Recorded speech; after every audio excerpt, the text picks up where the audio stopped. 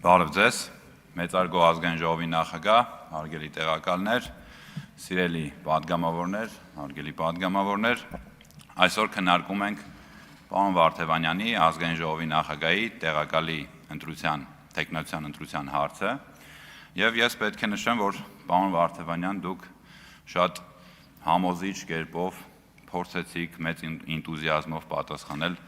առնվազն մեր խմբակցության կողմից հնչեցված բոլոր հարցերին, սակայն գրեթե բոլոր հարցերին պատասխանեցիք վակրուկ դաուկլը սկզբունքով։ Ամեն ինչից խոսեցիք, բացի հարցի բուն պատասխանից եւ բուն էությունից, օրինակ իմ կողմից բարձրաձայնված հարցը երկու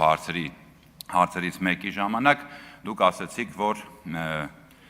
ձեր մոտ ընտրությունները ընտրական ցանկը կազմվել է համագումարով, ցանկ եք ներկայացել, համագումարը հաստատել է այդ ցանկը, սակայն ձեր գործընկերներից օրինակ Գառնիկը Դավթյան մի քանի օր առաջ հաշվիչ մեր հանձնաժողովի աշխատանքների ժամանակ հետնամասում սենյակում ասաց, որ մեզ մոտ եւս ժողովրդավար կերպով է ընտրվել, ընտրական process-ներ են տեղի ունեցել, բայց ես իրականում հակված եմ հավատալ ավելի շատ ձեզ, ավելի շատ անկեղծ էր ձեր կողմից տրված պատասխանը, նաեւ հաշվի առնելով պարոն Դավթյանի նախորդ Ադրբեջան, Թուրքիա, թուրք տեսած ադրբեջանցիների հետ երկխոսության կատարած հանգամանքով, երբ որ նա ինքը անձամբ տեսել է, երկխոսել է, բազմիցս հանդիպել էր ադրբեջանցիների, սակայն հարց էր տալիս եւ զարմանում էր, թե մարդ ոնց կարող է տեսնել թուրք եւ հավակնել ազգային ժողովի նախագահի պաշտոնին։ Դա գովելի է, ես կարծում եմ ընտրության ժամանակ հաշվի կառնեմ, երբ որ ձեզ պետք է ընտրենք որպես ազգային ժողովի նախագահի տեղակալ, իսկ երկրորդ հարցին օրինակ, երբ որ դուք ասացիք, որ այո, ընտրակաշառքը դա վատ երևույթ է եւ դուք դատապարտում եք ամեն կերպ ընտրակաշառքը եւ եթե ավելին հանկարծ, եթե ապացուցվի, որ ձեր թիմակիցներից ինչ որ մեկ առնչվում է կամ ձեր թիմից ինչ որ մեկը անցնում է այդ գործով, ասացիք ավելի խստորեն կդատապարտեմ, բայց հարգելի պարոն Վարդևանյան, դատապարտելը դա քաղաքական կատեգորիա չէ, եթե դուք լինեք ազգային ժողովի նախագահի տեղակալ, ես կարծում եմ դուք պետք է նաև քաղաքական պատասխանատվություն կրեք դրա համար եւ ինչ եք անելու այդ բaragայում շատ հետաքրքիր է օրինակ ազգային ժողովի նախագահի պաշտոնից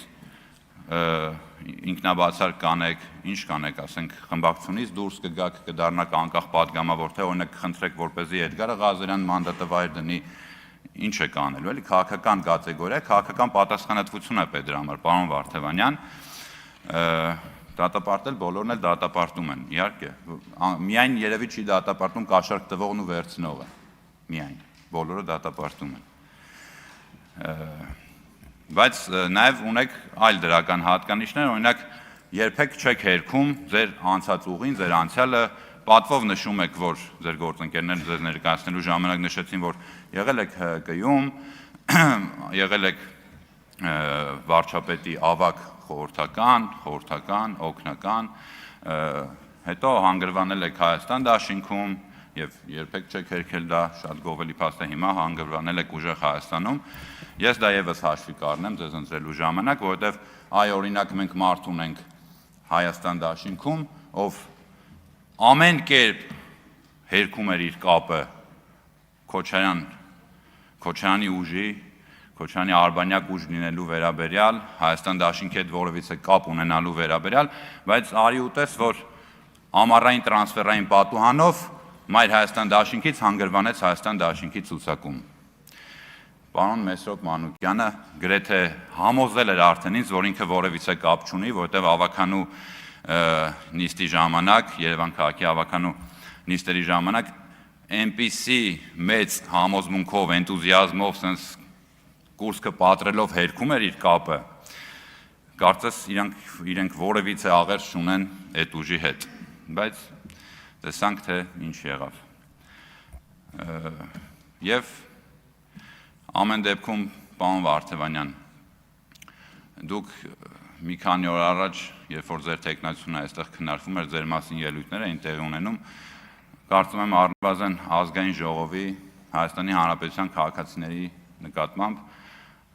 պետք էր թողնել այդ հարգանքը, ցուցաբերել այդ հարգանքը եւ մնալ ներկա գտնվել այստեղ,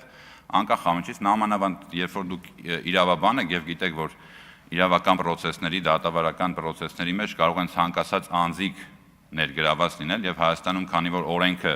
հավասար է բոլորի համար, բոլոր կողմերում դատական պրոցեսների ընթացքում կարող են լինել գեներալից մինչև շարքային մարդ, վարչապետից մինչև ամենաառաջին դասի քաղծառայող եւ անգամ մինչև եպիսկոպոսից կամ կաթողիկոսից մինչև աբեղա կամ սարկաֆագ։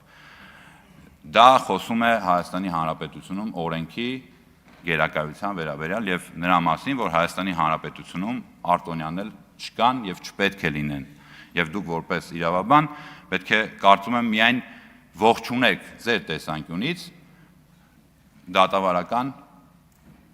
կամ նախաքննական մարմինների աշխատանքները, ովքեր որ աշխատում են չնայելով մարդուն պաշտոնով, դիրքով, գումարով, փողով եւ նմանատիպ չափելի միավորներով։ Շնորհակալություն։